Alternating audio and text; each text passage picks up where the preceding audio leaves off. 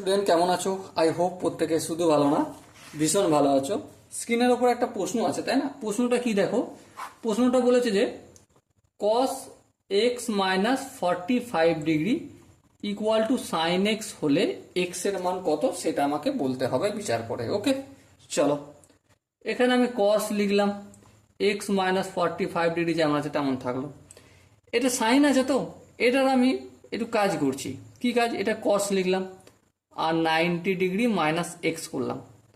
দেখো কেন করলাম ভেবে দেখো, কস যখন একটা 90-র সঙ্গে মাইনাস, এখানে যখন 90 মাইনাস এক্স করলাম, 90 ডিগ্রি মাইনাস এক্স করলাম, 90 মানে কি 1 × 90, হ্যাঁ একের সাথে মাল্টিপ্লাই হচ্ছে, তাহলে কসটা কি হয়ে যাবে? সাইন হয়ে যাবে আর এক্সটা বসে যাবে। হ্যাঁ ঠিক, কিন্তু প্লাস হবে কি মাইনাস হবে, তার জন্য আমাকে কোয়াড্রেন্ট চেক করতে হবে। এটা ফার্স্ট কোয়াড্রেন্টে পড়েছে, দেখো 90 মাইনাস এক্স মানে এই ফার্স্ট কোয়াড্রেন্ট, অল প্লাস, মানে এখানে প্লাস আছে। তার মানে এদিক থেকে যদি এদিকে যাওয়া যায় তাহলে এদিকেও আসা যায়, সেটাই করলাম।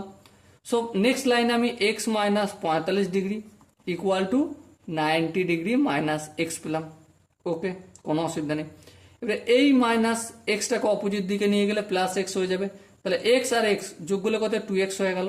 আর এটা 90 ডিগ্রি মাইনাস 45টা অপোজিটে গেলে কি হয়ে যাবে? Plus 45 degree. So 2x equal to 90 plus 45, 135 degree হলো। সো এক্স এর ভ্যালু কত?